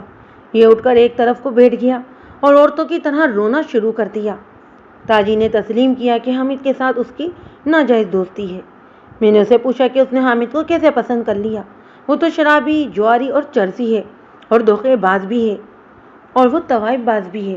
تاجی نے میری بات میں ٹکڑا جوڑا۔ وہ جھوٹا اور فریب کار بھی ہے، لیکن مجھ کو اس سے کیا؟ میں اسے جو کچھ بھی مانگوں وہ فوراً حاضر کر دیتا ہے۔ روپے پیسے سے میری مٹھی گرم کرتا ہے۔ ہر عید پر میرے اور میرے بچوں کے کپڑے بھی سلوا کر دیتا ہے اور عیدی الگ ہوتی ہے۔ وہ ہر طرح سے میرے ہاتھوں میں ہے۔ اپنا گھر برباد کرتا ہے تو کرتا رہے۔ کیا تم اس کی بیوی سے کبھی ملی ہو؟ میں نے پوچھا۔ شاہانہ کو تو میں نے اپنی بڑی پکی سہیلی بنایا ہوا ہے، تاجی نے مسکراتے ہوئے جواب دیا۔ اس بیچاری کو تو پتہ ہی نہیں کہ اس کا خاوند میرے ہاتھ میں ہے اور اس کے گھر میں میرا حکم چلتا ہے۔ اگر میں شاہانہ کے ساتھ دوستی نہ رکھوں تو پھر حامد کو ملنے میں مشکل پیدا ہوتی ہے۔ شاہانہ مجھ کو اپنی ہمدرد اور رازدار سمجھتی ہے۔ یہ تو بڑی ہی اچھی بات ہے تاجی، میں نے کہا، پھر تو تم اس گھر کی کئی راز والی باتیں بھی مجھ کو بتا سکتی ہو۔ آپ پوچھیں تو صحیح، تاجی نے کہا، میں ہر بات بتاؤں گی، لیکن آپ نے یہ پردہ رکھنا ہے کہ ایسی باتیں آپ کو کہاں سے معلوم ہوئی ہیں۔ میں نے مقتول کے اخلاق کی بابت بات کی اور کہا کہ سنا ہے کہ جمعدارنی، نوکرانی اور کوئی بھکارن بھی اس کے ہاتھ چڑھ جائے تو ان پر ہاتھ صاف کر جاتا ہے۔ تاجی نے اس بات کی تصدیق کی اور اس نے یہ الفاظ کہے کہ یہ شخص عمر کے لحاظ سے تو بوڑھا ہو گیا تھا، لیکن کرتوتوں کے لحاظ سے یہ جوان سے جوان تر ہوتا جا رہا تھا۔ ایسا سسر اپنی بہو کے حق میں بھی نیک نیت نہیں ہوتا۔ میں نے کہا، مجھ کو شک ہے کہ یہ شاہانہ پر بھی بری نیت رکھتا ہوگا، لیکن شاہانہ اس کے ہاتھ نہیں آئی۔ تاجی نے کہا، شاہانہ میرے ذکر کرتی رہتی تھی مجھ سے، وہ تو بیچاری بہت ہی پریشان تھی۔ اس نے ایک بار مجھ کو بتایا تھا کہ سسر نے اس کو کہا ہے کہ تم بیوی تو میرے بیٹے کی ہو، لیکن میرے ساتھ بھی تعلق پیدا کر لو، جو مانگو گی اور جتنا مانگو گی فوراً حاضر کر دوں گا۔ وہ شاہانہ کو اپنی حوث کاری میں پھانسنے کے لیے اس بڈھے نے بڑے ہی جتن کیے۔ شاہانہ نے اس کو کہا تھا کہ وہ حامد کو بتا دے گی۔ سسر مردود نے کہا کہ جاؤ بتا دو، اور اس کے جواب میں تم پر ایسا الزام تھوپوں گا کہ حامد نے تم کو قتل نہ کیا تو طلاق دے کر تو فوراً ہی گھر سے نکال دے گا۔ کیا اس بڈھے نے شاہانہ پر کبھی دست درازی بھی کی تھی؟ میں نے پوچھا۔ شاہانہ نے کبھی مجھ کو یہ بات نہیں بتائی، تاجی نے کہا، لیکن شاہانہ پر وہ اپنا جال پھینکتا رہتا تھا۔ وہ دست درازی سے زیادہ ناقابل برداشت تھا۔ شاہانہ نے مجھ کو بتایا تھا کہ اس نے حامد کو اس کے باپ کی ان حرکتوں کے متعلق کہا تو ہر بار حامد نے شاہانہ کو 2-3 تھپڑ جڑ دیے اور کہا کہ تم میرے اتنے شریف باپ کو بدنام کرتی ہو۔ شاہانہ تو اکثر رو پڑتی اور کہتی کہ میں اپنے ماں باپ کی عزت کی خاطر یہ صورتحال قبول کر رہی ہوں۔ اس واردات سے 2 روز پہلے اس نے مجھ کو کہا تھا کہ وہ مزید برداشت نہیں کر سکتی اور اب ایک ہی راستہ رہ گیا ہے کہ وہ خودکشی کر لے گی۔ ایک بات سوچ کر بتاؤ تاجی، میں نے کہا، کیا یہ ہو سکتا ہے کہ حامد تو گھر سے غیر حاضر تھا، حامد کے باپ نے رات کو شاہانہ کی عزت پر حملہ کیا ہو اور شاہانہ نے اس کو قتل کر دیا ہو؟ کیا شاہانہ اتنی جرأت مند ہے؟ لڑکی عقل والی اور بڑی غیرت والی ہے، تاجی نے جواب دیا۔ وہ اتنی مظلوم تھی کہ کوئی بڑی کارروائی بھی خطرناک قسم کی کر سکتی تھی۔ خودکشی کا تو اس کا پکا ارادہ تھا۔ تاجی نے جب اس قسم کی باتیں کی تو میرے دماغ میں روشنی ہونے لگی۔ میں نے مزید کریدنا شروع کیا تو نئی سے نئی بات سامنے آتی چلی گئی۔ میں نے تاجی کو یہ بھی کہا کہ ایسی بات تو نہیں کہ تم شاہانہ کو راستے سے ہٹا دینے کے لیے اس کو اس واردات میں پھنسانا چاہتی ہو؟ نہ جی نہ، تاجی نے کہا، شاہانہ میرے راستے کی رکاوٹ کبھی بھی نہیں بنی۔ اس بیچاری کو تو شک بھی نہیں تھا کہ میرے تعلقات اس کے خاوند کے ساتھ بھی ہیں۔ خاوند کے ہاتھوں وہ اتنی مجبور تھی کہ دل کی ہر بات وہ میرے ساتھ ہی کرتی۔ آپ کو شاید مجھ پر اعتبار نہ ہے، میں تو اس کو بچانے کی کوشش ہی کروں گی۔ تاجی کے ساتھ میری بہت ہی زیادہ باتیں ہوئیں اور آخر میں نے اس کو جانے کی اجازت دے دی۔ وہ چلی گئی تو میں نے اپنے دماغ پر زور دیا۔ شاہانہ کا بیان تھا کہ 2 آدمیوں نے اس پر حملہ کیا۔ میں نے 2 آدمیوں کو گھر میں داخل ہونا تو تسلیم کر لیا، لیکن یہ پتہ نہیں لگتا تھا کہ وہ کس طرف سے اس گھر میں داخل ہوئے۔ صرف بجلی کا کھمبا تھا جس کے ذریعے وہ اوپر جا سکتے تھے، اور یہ میرا قیاس تھا، لیکن جب میں نے غور کیا تو یہ خیال آیا کہ 2 آدمی ایک سوئی ہوئی لڑکی پر کیسے قابو نہیں پا سکے۔ وہ جو اتنی دلیری سے اس گھر میں داخل ہوئے تھے، وہ اتنے بے وقوف اور بزدل نہیں ہو سکتے کہ ایک لڑکی پر قابو نہ پا سکتے ہوں۔ میں غور کرتا گیا تو میرا شک مضبوط سے مضبوط تر ہوتا گیا۔ میرے شک کو تاجی کی باتوں نے مزید پکا کر دیا تھا۔ شاہینہ جب میرے سامنے آئی تو مجھ کو لگا کہ جیسے اس لڑکی کو میں نے بہت ہی مدت کے بعد دیکھا ہے، حالانکہ اس کو صرف 1 دن اور 1 رات یا اس سے کچھ زیادہ پہلے وقت میں نے دیکھا تھا۔ اس وقت شاہانہ کے چہرے پر گھبراہٹ اور پریشانی ضرور تھی، لیکن چہرے پر جوانی کی تازگی بھی موجود تھی، اس کی باتوں میں بھی جان تھی۔ لیکن اب اس شاہینہ کو دیکھا تو وہ بالکل ہی مرجھا گئی۔ چہرے پر جوانی کا ذرا سا بھی نور نہیں تھا۔ اس کے کندھے آگے کو جھک آئے تھے اور سر بھی کچھ آگے کو جھکا ہوا تھا۔ میرے اشارے پر وہ اس طرح کرسی پر بیٹھی جیسے بڑے ہی لمبے سفر کے بعد تھک کر چور ہو گئی ہو اور کرسی پر آ کر گری ہو۔ اس کی آنکھیں بھی بالکل بے نور ہو گئی تھیں۔ شاہانہ، میں نے شفقت کے لہجے میں کہا، کیا ہو گیا ہے تمہیں؟ اتنا زیادہ پریشان ہونے کی ضرورت نہیں۔ اس نے میری طرف دیکھا۔ اس کی آنکھوں سے پتہ لگتا تھا کہ وہ سوئی بھی نہیں اور بہت ہی بری حالت میں ہے۔ اس کے آنسو بہنے لگے۔ دیکھو شاہانہ، میں نے ذرا آگے ہو کر کہا، تمہارے والد صاحب میرے پاس آئے تھے۔ وہ تمہاری وجہ سے بہت پریشان تھے وہ کہتے تھے کہ تم پر کوئی بھی تہمت یا حرف نہ آئے۔ وہ معزز آدمی ہیں۔ میں نے ان کے ساتھ وعدہ کیا ہے کہ آپ کی بیٹی پر پردہ ڈالنا اور اس کی نیک نامی کی حفاظت کرنا اب میرا فرض ہے اور میں یہ فرض ادا کروں گا۔ آپ کو معلوم نہیں، شاہانہ بڑی مری مری سی آواز میں بولی، میرے خاوند اور اس بدبخت نے اور اس خاوند کے چچا نے میرے ابا جان کی بے عزتی کر کے گھر سے نکال دیا ہے۔ میں اب زندہ نہیں رہنا چاہتی۔ اگر آپ مجھ کو یہاں نہ بلاتے تو آج رات میں ریلوے لائن پر جا کر ریل گاڑی کے نیچے آ جاتی۔ اگر آپ مجھ کو خودکشی کی مہلت دے دیں تو میں آپ کو دعائیں دیتی ہوئی جان دے دوں گی۔ خودکشی کیوں؟ میں نے کہا، کیوں ہاتھ چھوڑ کر بیٹھی ہو؟ میرے ساتھ صاف صاف بات کرو۔ میں نے تم کو پہلے ہی کہا ہے کہ مجھ کو اپنے دل میں بڑے بھائی کا درجہ دو۔ اب بتاؤ کیوں تم اپنی جان لینا چاہتی ہو؟ اس لیے کہ اب تو میں نے مرنا ہی ہے، اس نے کہا۔ اگر میں خودکشی نہیں کروں گی تو آپ مجھ کو پھانسی کی سزا دلوا دیں گے، لیکن میں جلدی مرنا چاہتی ہوں۔ میں تم کو بھلا کیوں سزا دلواؤں گا؟ میں نے کہا، اس لیے کہ اس مردود سسر کو میں نے ہی قتل کیا ہے، شاہانہ نے یکلت بیدار ہوتے ہوئے کہا، اور میں اس پر انتہائی زور سے ہاتھ مار کر بولی، گرفتار کر لیں آپ مجھ کو، اس بدبخت اور بدنیت آدمی کو میں نے قتل کیا ہے۔ مجھ میں اتنی طاقت اور ہمت نہیں کہ اپنے اس جرم کو اپنے سینے پر دبا کر رکھتی پھروں۔ مجھ کو تو پہلے ہی یہ شک تھا، لیکن یہ شک اتنا مضبوط بھی نہیں تھا۔ میں نے سوچا تھا کہ ایسا ہو سکتا ہے، پر اب شاہانہ نے خود ہی بتا دیا کہ اپنے سسر کی قاتل وہ خود ہے، تو مجھ کو بجلی کے کرنٹ کے مانند دھچکا لگا اور میں کچھ دیر شاہانہ کے منہ کو تکتا رہا۔ ہو سکتا ہے کہ یہ کہانی پڑھنے والے کچھ حضرات یہی کہیں کہ اس لڑکی نے اچانک اعتراف جرم کیوں کر لیا، جبکہ اس کے خلاف کوئی شہادت بھی نہیں تھی، نہ ہی اس کو شامل تفتیش کیا گیا تھا۔ تو اس کا جواب میں یہ دیتا ہوں کہ اس وقت شاہانہ کی ذہنی حالت نارمل نہیں تھی، بلکہ بری طرح وہ ایب نارمل ہو رہی تھی۔ ایسی ذہنی کیفیت سے اس کا اپنے ضمیر سے بوجھ اتار کر پھینک دینا میرے لیے کوئی حیرانی کی بات نہیں تھی۔ پھر بھی میرے اوپر سکتے والی حالت طاری ہو گئی۔ معلوم نہیں لوگ مجھ پر یقین کریں گے یا نہیں، بہرحال میں ایک حقیقت پیش کر رہا ہوں۔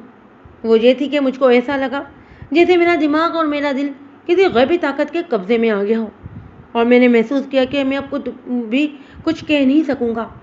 میری زبان سے بے اختیار یہ الفاظ نکلے، شاہانہ نہ تو تم خودکشی کرو گی اور نہ ہی تم پھانسی چڑھو گی۔ اللہ کو یاد کرو اور اسی کی ذات تم کو اپنی پناہ میں لے لے گی۔ مجھ کو یہ احساس تھا کہ یہ الفاظ میری زبان سے نکلے ہیں، لیکن مجھ کو کچھ احساس نہیں تھا کہ یہ الفاظ کس نے میری زبان پر رکھے تھے۔ شاید یہ ضمیر کی آواز تھی یا میرے ایمان کی آواز تھی، اور اب مجھ کو شاہانہ کے بیان کی ضرورت بھی نہیں تھی۔ میں خود اس کا بیان لکھ سکتا تھا، اور اگر میں لکھتا اور اس کو بتاتا کہ یہ پڑھ کر بتاؤ کہ یہ تمہارا بیان ہے کہ نہیں، تو وہ حیران ہو کر کہتی کہ یہ میرا ہی بیان ہے۔ لیکن میں نے ایسا نہیں کیا اور اس کو کہا کہ وہ پورا بیان دے، پھر میں اس کو بتاؤں گا کہ میں اس کے لیے کیا کچھ کر سکتا ہوں۔ میں نے اس کو صاف لفظوں میں کہہ دیا کہ میں اس کو گرفتار نہیں کروں گا، اور اس کے باپ کے ساتھ جو وعدہ کیا تھا وہ انشاءاللہ تعالیٰ پورا کروں گا۔ یہ سن کر اس کے چہرے پر کچھ سکون نظر آنے لگا۔ اس نے پہلے تو یہ بتایا کہ اس کی شادی اس خاندان میں کس دھوکے میں ہوئی، یہ میں پہلے ہی اس کے باپ کی زبانی سن چکا ہوں۔ شاہانہ نے بتایا کہ جب وہ اس گھر میں آئے تو اس کی ساس نہیں تھی، وہ پہلے کی مر چکی تھی، لیکن سسر نے ساس کی جگہ پوری کر دی اور ویسا ہی برا اور گھٹیا سلوک شاہانہ کے ساتھ شروع کر دیا جیسا گھٹیا قسم کی ساسیں کیا کرتی ہیں۔ خاوند اس کے ساتھ ڈانٹ اور حکم بھرے لہجے میں بات کرتا۔ اس کے زیورات پر خاوند نے قبضہ کر لیا اور اس کے پاس سلامیوں کے جو پیسے تھے وہ بھی لے لیے۔ ان کے مکان کے پچھواڑے حامد کا چچا رہتا تھا، اس کی بیوی بھی تھی اور بچے بھی۔ یہ عورت دوسرے تیسرے دن شاہانہ کے گھر آ جاتی اور ہر کام میں روکتی ٹوکتی، پھر شاہانہ کے سسر اور اس کے خاوند کے کان بھی بھرتی۔ شاہانہ کو جلدی پتہ لگ گیا کہ اس کا خاوند بہت ہی کردار والا آدمی ہے، جوا کھیلتا ہے، شراب اور چرس بھی پیتا ہے اور باہر بدکاری بھی کرتا ہے۔ ان اذیتوں کی داستان بہت ہی لمبی ہے جس سے ہم سب واقف ہو چکے ہیں، اور آج بھی ہمارے گھروں میں یہی کچھ ہو رہا ہے، اس لیے میں تفصیل میں نہیں جاؤں گا۔ سنانے والی اور اصل بات یہ ہے کہ شاہانہ کا سسر بڑا ہی بد کردار نکلا۔ شاہانہ نے بتایا کہ ان کے غسل خانے کے دروازے میں جھریاں ہیں جو ذرا کھلی ہیں۔ اس نے کئی بار دیکھا کہ وہ غسل خانے میں نہانے گئی تو اس کا سسر دراز سے آنکھ لگائے جھانک رہا ہوتا تھا۔ ایک روز شاہانہ نے اپنے خاوند کو بتایا کہ اس کا باپ یہ گھٹیا حرکت کرتا ہے۔ خاوند نے الٹا شاہانہ کو 2-3 تھپڑ جڑ دیے اور کہا کہ آئندہ اگر اس نے ایسی بات کی تو وہ اس کی زبان کھینچ لے گا۔ شاہانہ کے بیان کے مطابق اس خاندان کے سارے مرد عورتوں میں بیٹھ کر ننگی باتیں کرتے اور گالیاں بکتے تھے۔ عورتیں بھی مردوں کی طرح انتہائی بیہودہ باتیں کرتی تھیں اور پھر یہ مرد اور عورتیں کو بھی کہہ لگاتے۔ اس نے بتایا کہ اس کے خاوند کی یہ عادت تھی کہ جب اس کے رشتے دار اس کے گھر آئے ہوتے تو خاوند شاہانہ کے خلاف زیادہ نفرت کا اظہار کرتا اور اس کو گالیاں دیتا اور اس کو رشتے داروں کے سامنے ذلیل کر کے رکھ دیتا۔ اب کوئی پوچھے کہ یہ لوگ ایسا کیوں کرتے تھے تو اس کا ایک ہی جواب ہے کہ اس خاندان کی فطرت اور ان کا کلچر ہی یہی تھا۔ ان کے مرد آپس میں مل بیٹھتے تو بڑے ہی فخر سے اپنے اپنے دھوکہ دہی کے کارنامے سناتے، مثلاً یہ کہ فلاں کی پیشگی رقم کس بہانے نکلوا کر ہضم کر لی یا مال کا نمونہ اچھا دکھا کر گھٹیا مال سپلائی کر دیا۔ شاہانہ نے یہ ساری اذیت باتیں برداشت کی اور سلوک بھی، اور اپنے والدین کو کچھ بھی نہ بتایا۔ اس کا سسر اور خاوند کو اپنے والدین کے گھر جانے ہی نہیں دیتے تھے۔ کبھی کبھار وہ جاتی تو اگلے ہی دن خاوند یا سسر وہاں آ دھمکتا اور ساتھ لے کر واپس آ جاتا۔ یہاں تک تو شاہانہ نے برداشت کیا، لیکن اپنے سسر کی یہ حرکت اور اس کی حرکت برداشت سے باہر تھی کہ سسر اس پر بری نظر رکھتا۔ سسر نے اس کو صاف لفظوں میں کہا تھا کہ بیوی تو تم میرے بیٹے کی ہو، لیکن میری داشتہ بن جاؤ اور عیش کرو۔ شاہانہ نے اس کو یہ الفاظ کہے کہ میں اپنی جان دے دوں گی پر اپنی آبرو نہیں دوں گی۔ سسر اس کو قیمتی کپڑوں اور پیسوں کا لالچ دیتا رہتا اور اس کے ساتھ چھیڑخانی بھی کرتا۔ شاہانہ نے مزید بتایا کہ چند مرتبہ ایسا بھی ہوا کہ سسر اس کو کسی بہانے کمرے میں لے گیا اور اس کو اپنے بازوؤں میں لے کر بیہودہ حرکتیں کرنے لگا جو پیار میں نہیں بلکہ حیوانیت کے جذبے کے تحت کی جاتی۔ شاہانہ نے خاوند کا رویہ جانتے ہوئے بھی ایک دو مرتبہ پھر اپنے خاوند کو بتایا کہ اس کا باپ اس کے ساتھ پھر ناجائز تعلق قائم کرنا چاہتا ہے۔ خاوند نے اس کو گالیاں بھی دی اور کبھی ایک دو تھپڑ بھی لگائے۔ اگر شاہانہ بھی کسی ایسے ویسے خاندان کی بیٹی ہوتی تو وہ بھی انہی لوگوں کے رنگ میں رنگ جاتی اور خاوند کے ساتھ سسر کی بیوی بھی بنی رہتی اور عیش موج کرتی، لیکن شاہانہ تصور میں بھی صورت کو قبول نہ کر سکی اور آخرکار وہ رات آئی۔ شاہانہ کا خاوند شہر سے باہر چلا گیا۔ آدھی رات کا وقت تھا کہ سسر نے اس کو بستر پر دبوچ لیا۔ شاہانہ کی آنکھ کھلی تو اس نے سسر کو اپنے بستر پر دیکھا۔ شاہانہ آخر جوان لڑکی تھی، اس نے اپنے آپ کو آزاد کرانے کے لیے پوری طاقت استعمال کر ڈالی۔ اس دھکم پہل میں شاہانہ کی قمیض دو تین جگہوں سے پھٹی۔ اس نے مزید مجھ کو بتایا کہ یہ بوڑھا بالکل درندہ ہو گیا تھا۔ وہ شاہانہ کے بازو پکڑنے کی کوشش کرتا جس سے اس کی چوڑیاں ٹوٹ گئیں۔ آخر شاہانہ نے اس کی چارپائی پر بھی ایک طرف اسے گرا دیا اور خود اس پر چڑھ بیٹھی۔ اس نے سوچا کہ یہ مورکا کب تک چلے گا اور اس کا انجام کیا ہوگا۔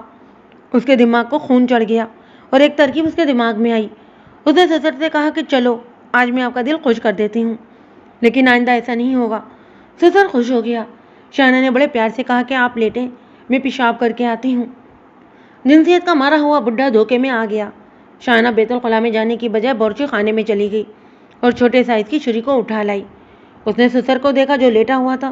شاہانہ کو دیکھ کر وہ اٹھ بیٹھا۔ شاہانہ نے اسے گریبان سے پکڑا اور بڑی زور سے جھٹکا دے کر چارپائی سے اٹھایا۔ اب وہ فرش پر کھڑا ہو گیا تھا۔ شاہانہ نے اس کو 6 مرتبہ چھری ماری، 4 زخم سینے پر اور 2 زخم معدے پر لگے۔ سسر گر پڑا۔ شاہانہ ابھی بھی ذرا بھی نہ گھبرائی، وہ پاک خیالات کی لڑکی تھی اور اللہ اس کے ساتھ تھا۔ شاہانہ نے بڑے ہی اطمینان سے سسر کی نبض دیکھی۔ چند منٹ تک تو نبض چلتی رہی اور پھر رک گئی۔ شاہانہ کے دماغ میں ایک اور سوچ آئی۔ وہ پہلو کے بل سسر پر لیٹی اور کھڑی ہوئی۔ اس کا دماغ اس کے کنٹرول میں رہا، اس لیے اس نے یہ کیا کہ دوڑتی ہوئی باورچی خانے میں گئی اور چھری کو اچھی طرح دھو ڈالا۔ باہر آ کر وہ صحن میں رکی اور پھر بڑے ہی زور زور سے چیخیں مار کر لوگوں کو مدد کے لیے پکارنے لگی اور پھر چھت پر بھی چلی گئی اور پچھواڑے والوں کو بھی پکارنے لگی۔ لوگ اکٹھے ہو گئے تو اس نے سب کو بتایا کہ 2 آدمیوں نے اس پر حملہ کیا تھا۔ سسر اس کو چھڑانے آیا تو ان آدمیوں کے ہاتھوں مارا گیا۔ شاہانہ نے ڈیوری کا باہر والا دروازہ کھول دیا تاکہ کوئی یہ نہ کہے کہ وہ آئے تو دروازہ اندر سے بند تھا۔ شاہانہ کا بیان سنتے ہوئے میری بہت ہی جذباتی کیفیت ہو رہی تھی۔ شاہینہ، میں نے اس کو کہا تم نے مجھ کو جو بیان دیا ہے اس کو بھول جاؤ اور کسی کے ساتھ اشارتاً بھی بات نہ کرنا کہ تم نے مجھ کو یہ بیان دیا تھا، تم کو کوئی سزا نہیں ملے گی۔ شاہانہ مجھ کو حیرت زدگی کے عالم میں دیکھ رہی تھی اور اس کا منہ کھلتا ہی جا رہا تھا۔ اس کو یقین ہی نہیں آ رہا تھا کہ اس کو میں ایک انسان کا قتل بخش دوں گا۔ بخشنے نہ بخشنے والا تو اللہ ہے، لیکن میرے اختیار میں جو تھا وہ میں نے کیا۔ شاہانہ کو اچھی طرح سمجھا دیا اور اس کو کہا کہ اپنے جذبات پر قابو رکھے، اور پھر اس کے ذہن میں یہ ڈالا کہ اس نے جس طرح اپنی بے عزتی کا انتقام لیا ہے یہ بالکل جائز ہے۔ میں نے اس کو یہ بھی کہا کہ 1 یا زیادہ سے زیادہ 2 مہینوں بعد میں اس کو طلاق بھی دلوا دوں گا۔ میں آج پہلی بار انکشاف کر رہا ہوں کہ ہاں، میں نے ایک قاتل پر پردہ ڈال دیا۔ انگریزوں کی حکومت کے زمانے میں یہ کام تقریباً ناممکن تھا، لیکن بعض وارداتوں کے کیس عدم پتہ قرار دے دیے جاتے تھے۔ ان کے ساتھ ایسا کوئی ٹھوس جواز لکھنا پڑتا تھا جو اوپر والے افسروں کو قائل کر سکے۔ میں نے اپنی نوکری کو خطرے میں ڈال کر اس کیس کو عدم قرار دینے کا فیصلہ لیا۔ شاہانہ کو میں نے گھر بھیج دیا اور اس وقت کے بعد تفتیش کو لٹکانا اور ویسے ہی گھسیٹنا شروع کر دیا۔ کبھی میں حامد کو تھانے بلا لیتا اور کبھی شاہانہ کو۔ حامد کے ساتھ میری کچھ اور باتیں بھی ہوتی تھیں، لیکن شاہانہ کو تو میں حوصلہ افزائی کے لیے بلاتا تھا۔ اس کے چہرے پر رونق واپس آ گئی۔ 4 مہینے گزر گئے تو میں نے ڈی ایس پی کے سامنے کیس رکھ کر کچھ جواز پیش کیے اور درخواست کی کہ اس کیس کو عدم پتہ قرار دینے کی اجازت دی جائے۔ میں نے مقتول اور اس کے خاندان کی اخلاقی حالت ڈی ایس پی کو بتائی تھی اور کہا تھا کہ یہ لوگ دوسروں کی عورتوں کے ساتھ بدماشیاں کرنے والے لوگ ہیں اور کسی نے انتقاماً ان کے ساتھ یہ واردات کی ہے۔ یہ میرا ذاتی معاملہ سمجھیں یا یہ پولیس کے محکمے کا مسئلہ کہہ اس میں آپ کے لیے کوئی دلچسپی کی بات نہیں۔ آخرکار یہ ہوا کہ یہ کیس عدم پتہ قرار دے کر اس کی فائلیں ایسی ہی دوسری فائلوں کے انبار میں رکھ دی گئیں۔ اس کے بعد میں نے ایک روز شاہانہ کو تانے طلب کیا۔ اس کا خاوند یہی سمجھتا رہا کہ اس کو تفتیش کے سلسلے میں بلایا گیا ہے۔ میں نے شاہانہ کو کہا کہ وہ اپنے والد صاحب کو خط لکھے کہ کسی روز میرے پاس آ جائیں۔ 8 دنوں بعد شاہانہ کا باپ آ گیا۔ میں نے اس کو کہا کہ وہ عدالت میں درخواست دے دے کہ وہ اپنی بیٹی کی طلاق چاہتا ہے۔ میں نے اس کو کہا کہ سول جج تک پہنچنا اور اس کو منوانا میرا کام ہے اور وہ کچھ بھی اب نہ سوچے اور بے دھڑک درخواست دے۔ ضلع کی سول کورٹ میں میری اچھی خاصی پہنچ تھی۔ قصہ مختصر یہ کہ 5-6 مہینوں بعد شاہانہ کو طلاق مل گئی اور وہ اپنے گھر چلی گئی۔ اس کے بعد مجھ کو کچھ پتہ نہیں کہ شاہانہ نے دوسری شادی کی تھی یا نہیں۔